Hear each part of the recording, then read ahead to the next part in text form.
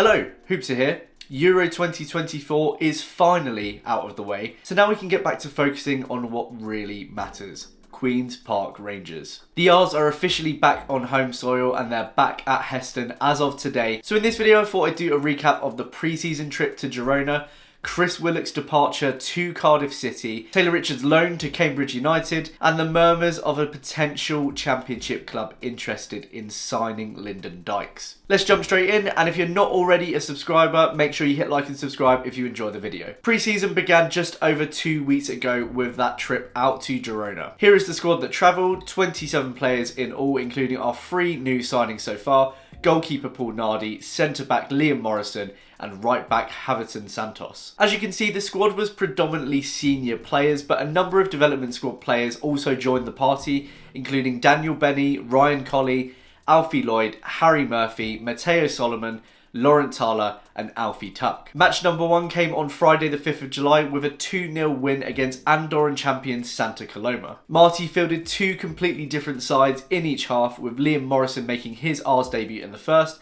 and Haverton Santos in the second. Chair grabbed the opening goal of the game with an excellent combination from Paul Smith and Laurent Thaler, while Mickey Frey capitalised on a backline blunder in the second half to double the lead. Of particular note was Ryan Colley, who looked very sharp after returning from his injury. 17-year-old Australian Daniel Benny, who we just picked up, he hit an absolute rocket into the top corner moments after joining the pitch that the keeper somehow saved. And it's worth shouting out Paul Smith too. He looked rapid and very direct during that first half. Just under a week later, QPR faced a considerably lighter opponent in the shape of FC La Escala, who ply their trade in Spain's 5th tier. The match finished a close 11-0 to the R's. In the first half, 20-year-old midfielder Harry Murphy grabbed a brace, Frey doubled his Girona total, and Paul Smith lobbed the keeper on 43 minutes to send us into half-time 4-0 up. The R's weren't done though, because our second 11 of the day added another 7 goals in the second half. Haverton Santos made an instant impact with a dangerous low cross to Sinclair right at the beginning of the half,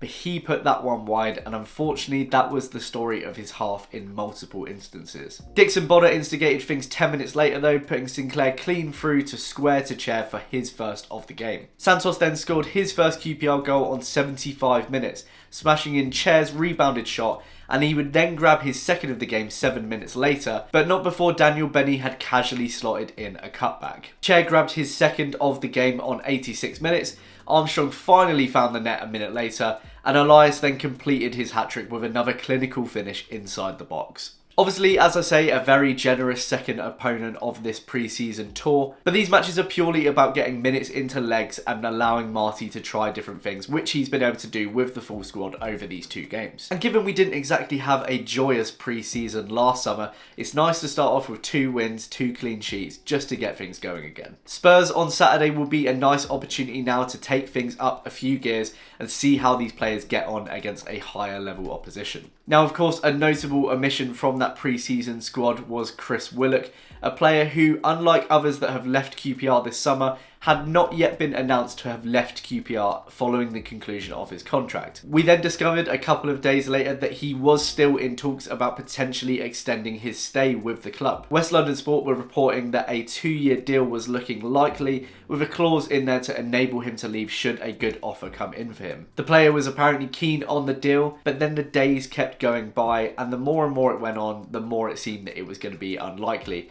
Especially given he was on holiday in Spain, then the next minute he's apparently on holiday in Jamaica, basically everywhere but Loftus Road or Girona. And then of course, towards the end of the week, the more it went quiet, we started to hear those rumours that Cardiff were offering him a permanent deal. And lo and behold, that has now been announced, with Willock signing a 3-year deal with the Bluebirds. To be honest, at this point, I think he's made it very clear that he didn't want to be at Rangers, so I don't think there's any love lost here. On his day, we know how good he can be, but he has declined since that injury 2 years ago.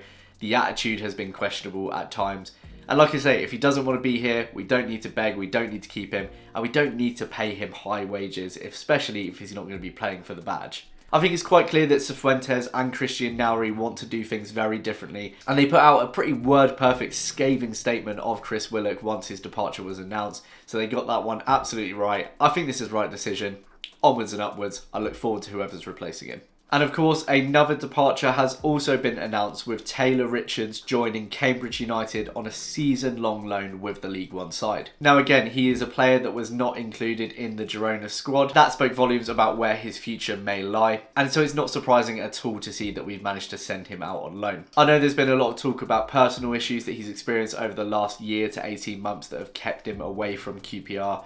He's looking to get his football back on track. But to be honest, I think this is purely just a financial decision to at least try and get him off the wage bills a little bit. Obviously, I hope he can get his football back on track. He's only 22 years old. But when his permanent signing was announced last year, that was on a 3-year deal. He barely played for us last season. This is a season-long loan, so by the time he comes back to QPR next summer, he's only going to have a year left on that contract. That to me means his future at QPR is basically over, because even if he plays well this season for Cambridge, I just don't see him having that path back into QPR. And even if he did, we're then in the awkward position of only having him left on a year's deal. Maybe we can recoup some of the money we've paid on him if he does have a particularly good season and we can send him out to Cambridge. Let's see how he gets on, but as I say, I think this is more of a financial decision rather than a football decision. Now, the last news to discuss in this video is the rumour that Blackburn are readying a bid for Lyndon Dykes. I believe this story started out on Alan Nixon's Patreon. It's now being reported by a number of different outlets. And as I say, some are reporting that Blackburn are preparing a 1.7 million bid. Now, if there is any truth in that price, I would snap their hands off for it. I know people have lots of different feelings about Lyndon Dykes, but I think after 4 seasons,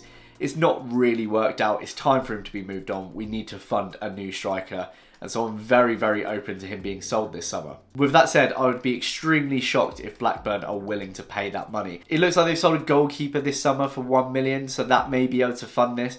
But I just can't see them spending this amount. Now, the link itself makes a lot of sense with John Eustace being manager there. He's obviously worked with Dykes in the past. He probably thinks that he can get something out of him and that Blackburn can serve him better than QPR do. But as I say, I just can't see Blackburn having that amount of money to spend on a striker. That means they'll probably be offering a fee much lower that is unlikely to tempt QPR into selling him. Especially because he does still have 2 years left on his deal, so the club are going to want to get a decent fee for him. Interesting one to keep an eye on this week, but I personally would be surprised if this materialises. Anyway, that is all for this video. It's good to be talking about Rangers again. My content is going to be much more Rangers focused now for the rest of the summer. We've obviously got Spurs in pre-season at Loftus Road on Saturday, so that's going to be good to be back there. I will be at the match, and I'm also planning to do some filming in and around the ground, so do say hello if you see me there, and I'll catch you in the next video. Cheers!